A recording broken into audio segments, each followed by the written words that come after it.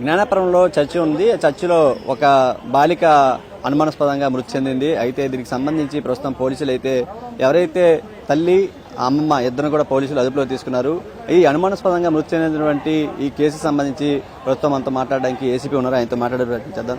Sir, ఏం జరిగింది ఈ కేసు సంబంధించి? ఈ అనుమానాస్పద మృతిగా అంటున్నారు. ఒకవైపు తండ్రి అయితే మాత్రం ఆ తల్లి అమ్మమ్మలో చేసినటువంటి ఘాతుకం వల్లే చనిపోయిందని చెప్పి ఆరోపిస్తున్నారు. ఎంతవరకు నిజం సార్? ఇందులో జరిగింది ఏంటంటే అండి, ఇప్పుడు ఈ అమ్మాయి ఏదైతే ఉందో ఈ అమ్మాయి 5వ తరగతి చదువుతా ఉంది. వీళ్ళది డెంకాడ గ్రామం, విజయనగరం జిల్లా. వీళ్ళ అమ్మగారికి నాన్నగారికి కొంత కలహాలు ఉన్నాయి. 4 సంవత్సరాల నుంచి విడిగా ఉంటా ఉన్నారు.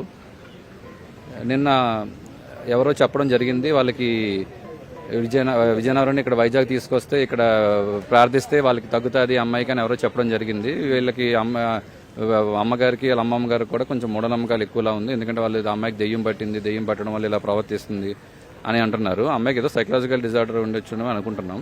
సో దాని ద్వారా వాళ్ళు ఇక్కడ తీసుకురావడం జరిగింది, వైజాగ్ తీసుకురావడం జరిగింది. మార్నింగ్ చర్చ్లో వాళ్ళు ప్రార్థించామండి, మేము ఇంకా ఏం చేయలేమండగా వాళ్ళకి నమ్మకం కుదరకు మళ్ళీ కొత్త వలస తీసుకెళ్లారు. కొత్త వలస నుండి మళ్ళీ అక్కడ కూడా మేము ప్రార్థిస్తామమ్మా, అంతేకాని దెయ్యం వదిలించడం మాకు అలాంటివి చెయ్యమంటే వాళ్ళు మళ్ళీ వైజాగ్ తీసుకొచ్చారు. అప్పటికి ఇంకా చర్చ్ ఇంకా పూర్తిగా ఓపెన్ చేయలేదు, ఎవరో లేరు చర్చిలో. ఆ టైంలో అమ్మాయి కరుస్తూ చేస్తా ఉందని చెప్తున్నారు. కరుస్తా ఉంటే అమ్మాయిని ఇలాగ అమ్మమ్మ చేయి కూడా కరిసేసింది. సో అమ్మాయిని రిస్ట్రిక్ట్ చేయడం ప్రధాన ఉద్దేశంగా అమ్మాయికి స్కార్ఫ్ చుట్టడం జరిగింది మూతికి, అది అరవకుండా కరవకుండా అని. ఈ క్రమంలో వాళ్ళు కొంచెం ఇక్కడ ప్రెస్ చేయడం కూడా జరిగి ఉంటుందని అనుకున్నాం. కొంచెం కమిలిన గాయాలు కూడా ఉన్నాయి. సో దానివల్ల అమ్మాయి ఒకవేళ అలా నొక్కడం వల్ల చనిపోయిందా, లేదంటే ఏమైనా ఆరోగ్య కారణాల వల్ల చనిపోయిందా, లేదంటే తిప్పడం వల్ల ఎక్కువ ఎగ్జాస్ట్ అయి చనిపోయింది ఏంటనేది మాకు దర్యాప్తులో తేలుతుంది. వాళ్ళ నాన్నగారు కూడా వచ్చారు, ఆయన సస్పెషన్ కూడా రైజ్ చేశారు. దానివల్ల మేము కేసు రిజిస్టర్ చేయడం జరిగింది, దర్యాప్తు చేస్తాం. బాలిక తల్లి అమ్మమ్మ ఏం చెప్తున్నారండి ఈ విషయం సంబంధించి? ఒకవైపు వాచ్మెన్ కూడా ఏం చెప్తున్నారంటే తీసుకొచ్చేటప్పుడే కొట్టడం అన్ని కూడా చేయడం జరిగింది, తర్వాత లోపలికి తీసుకెళ్లి ముఖం చుట్టూ కూడా స్కార్ఫ్ చుట్టేసి వాళ్ళే చంపేశారని చెప్పేసి అక్కడ అంటున్నారు. లేదు అంటే అదేనండి, నేను చెప్పినట్టుగానే వాళ్ళ అమ్మమ్మ అయితే అమ్మాయితో పాటు ఉన్నారు, ఇంకెవరూ లేరు అందులో.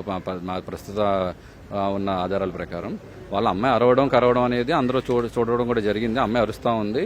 వీళ్ళు ఏంటంటే అమ్మాయిని హాస్పిటల్ తీసుకెళ్లకుండా కొంచెం వాళ్ళే రిస్ట్రిక్ట్ చేసి, చేతులు అవి రిస్ట్రిక్ట్ చేసి ముఖానికి స్కార్ఫ్ అది కట్టడం అయితే జరిగింది. ఏంటి చావుకి ప్రధాన కారణం ఏంటనేది మా దర్యాప్తులో తేలుతుంది.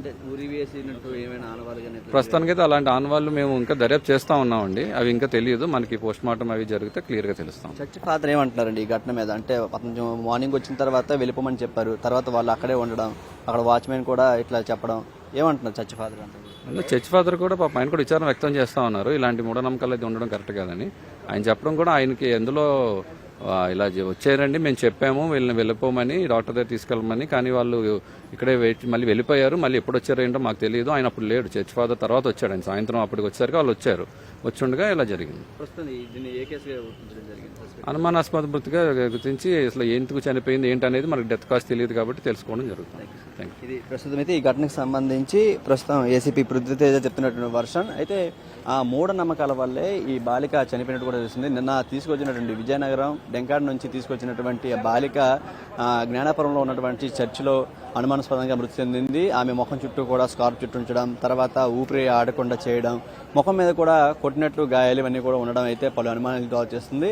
ఆ సమయంలో తల్లి అమ్మమ్మ ఇద్దరు ఉండడంతో వాళ్ళిద్దరి మీద కూడా ఆ అనుమానం అయితే వ్యక్తమవుతుంది. తండ్రి ఇచ్చినటువంటి ఫిర్యాదు మేరకు కేసు నమోదు చేసినటువంటి పోలీసులు ప్రస్తుతం తల్లి అమ్మమ్మ ఇద్దరిని కూడా అదుపులో తీసుకున్నారు. మరి ఏదైనప్పటికీ ఒక మూఢనమ్మకాలు, ఒక ట్రాన్స్లో ఉన్నటువంటి తల్లి అమ్మమ్మ ఈ విధంగా ఒక బాలిక 11 ఏళ్ల బాలిక ప్రాణాలను కోల్పోవడానికి గల కారణమయ్యారని తెలుస్తుంది. మరి దీని మీద పోలీసులు పూర్తి స్థాయిలో దర్యాప్తు చేపట్టి అసలు నిజాలన్నీ కూడా తెలియజేసే అవకాశం కనిపిస్తుంది.